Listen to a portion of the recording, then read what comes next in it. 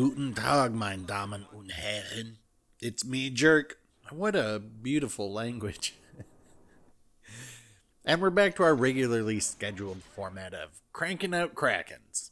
This particular game is from me doing the weekly premiums, and if you watch the Iowa video, then there are probably a couple things to address right off the bat. Yes, the Odin is my third least favorite ship, but my reasoning for it is nothing nearly as nefarious as my hatred for the Udachi or that goddamn Wichita. My reasoning is simple. It's a pain in the butt to fight against, because it's a very good ship, and in competent hands, it can really disrupt things. It's very maneuverable. I'd love to see an agile build. Hint, hint, hint. It's armed with sonar, torpedoes, fast reloading guns, which give it, I think, the highest DPM of any Tier 7 battleship. It's also got capable armor, though it is entirely possible to citadel it from about 10 kilometers or more. There's also a weak spot under the A turret that you can hit from closer if the Odin is approaching you slightly angled. The turrets are pretty weak, and it's not too hard to destroy them, of course. And it's also got that silly German dispersion. But as you can see right here, these guns reload so fast that I am just chunking that Richelieu out there. Here's my commander, and yes, I'm using Ciliax the same way I have him set up for my Turpits, but I won't be much longer. I finally have enough insignias to get Hyde all the way up to 16, and have finally maxed out Kedrov at 16 Legendary 4, so now any copies of him I buy will become universal commendations, and I can proceed to rank up Hyde more, and not be forced into using one of the awful legendary skills he was forced with before, and will instead be using the new burning thingy. Well, that was quite the deep dive of information for this channel. If you missed out on this ship in the campaign, I bet we'll see it again for Global XP again someday, as it's not really OP. So let's get into this match and address the other item I wanted to. If you watched the Iowa video before this, it's going to play out an awful lot like that one. It's like a horror movie you see unfolding at you. You're yelling at the screen, but the camp counselors continue to just make out in spite of the fact the electricity just went out. We're on Greece, which has been a while since we've seen it, but I do really like this map. I tend to believe that no destroyer should bother with sitting on B, as they'll be useless. So I merely put myself on here since I am pretty well designed for close quarters, but funnily enough, the red and blue team do the same thing. They leave one flank out to dry. So our destroyer and cruiser support the left at A with no battleship support, who opted instead to join the battleships that spawned with me and mosey on down to C. Is this some radical new strategy? Are these legendary players coming down to show us mere mortals in Tier 7 how it's done? Because this is looking a lot like that game. Not to be outwitted, the red team are flowing east, aside from the Richelieu, who no doubt right now is cursing his teammates.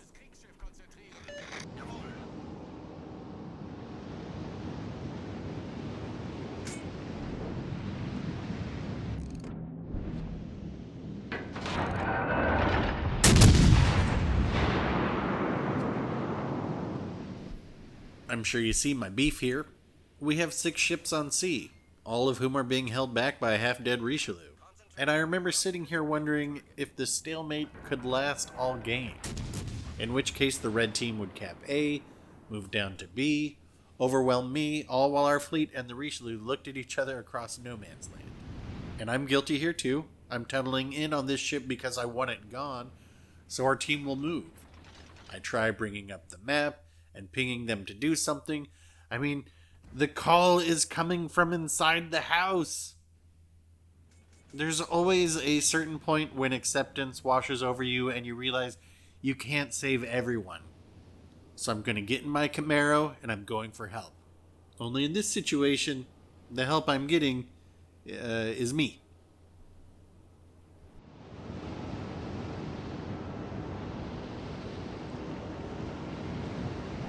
Regular viewers will recognize this move, which is to create a B-cap choke point.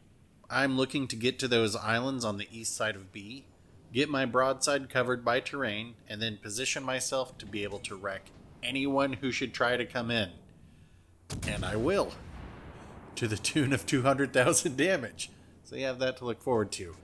Now on the way, I'm just going to take some pop shots at this Iowa. I want to try and get their team to recognize that I'm here. And I'm also hoping that my team might actually start to do something since I'm doing something.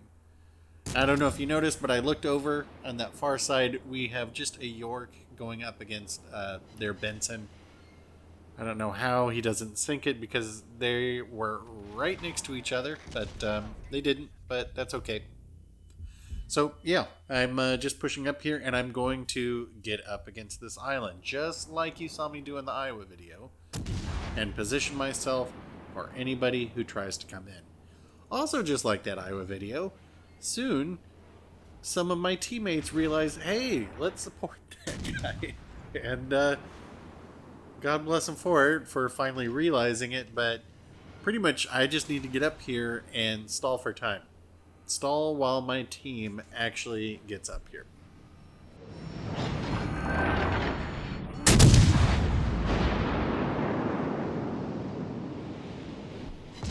You probably didn't notice due to my blathering, but that Iowa did hit me in the Citadel on my way up here. So it's definitely possible.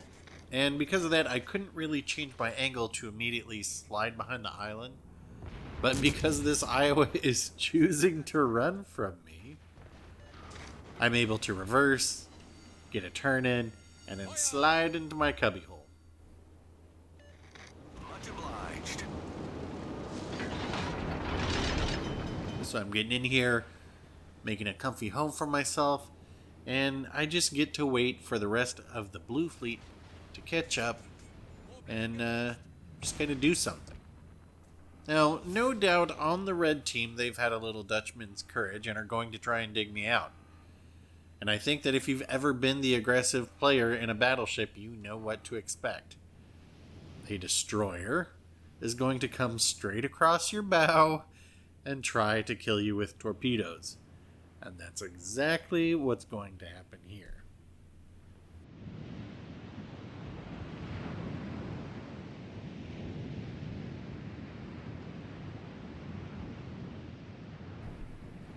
While we wait for that, how do you guys like this color grade?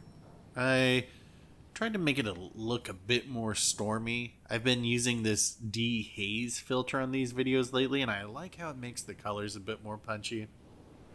Some of the color on these maps is so blah, but that's probably my pre-pandemic self coming through. Before all of this, I used to work in the creative field. But what is this? Sharing hour? Sorry.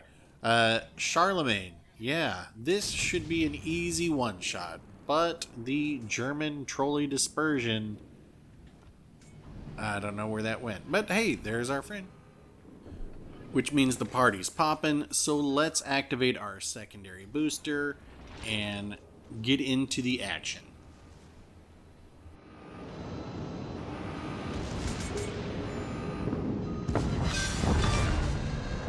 Wir haben einen gegnerischen Zerstörer versenkt.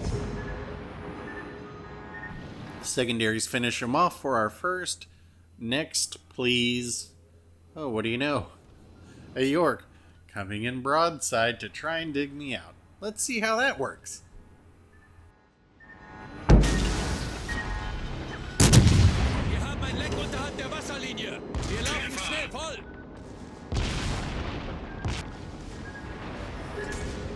Problem gelöst. So you guys can see what I'm doing here. I'm just using this terrain to protect my side and be able to focus down every ship that comes in one by one. This is an incredibly effective maneuver, as I demonstrated in the Iowa video. And right here, I think we're going to finish off the York now. So that's two. Look over our shoulder. Oh, now we've got a Nagato. Hit reverse, and let's take care of this one.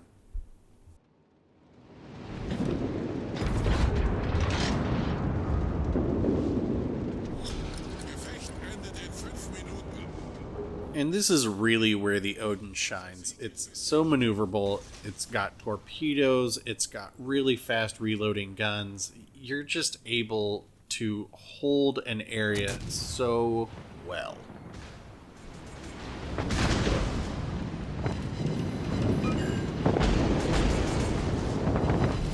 Unser Sieg ist in Sicht.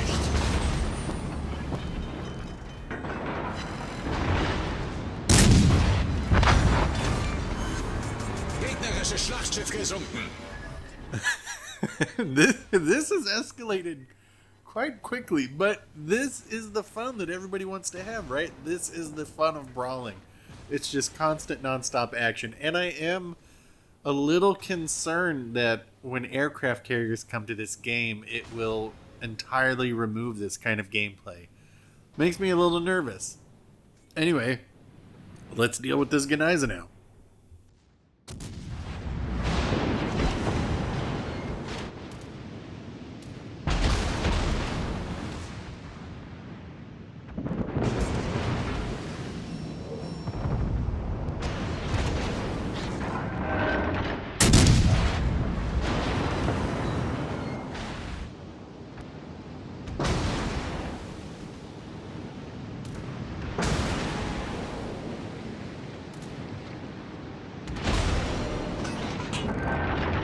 Now, I can't remember what the reload time is on the Gneise now Torps, but I'm thinking he probably put him out around now. But look at those torp angles that the Odin has too. Those are very good torp angles.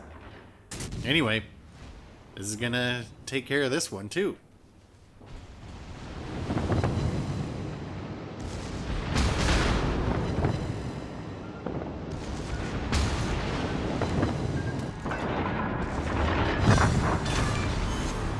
Gegnerisches Schlachtschiff zerstört. So that was very fun and very intense, and I didn't even realize how many ships I had sunk yet. But after a quick glance, I knew I could get one or two more. What I didn't see was the score, and only just get this one in before we hit 1,000. So yeah, that's Kraken 172 in the Odin, and that's it for this video.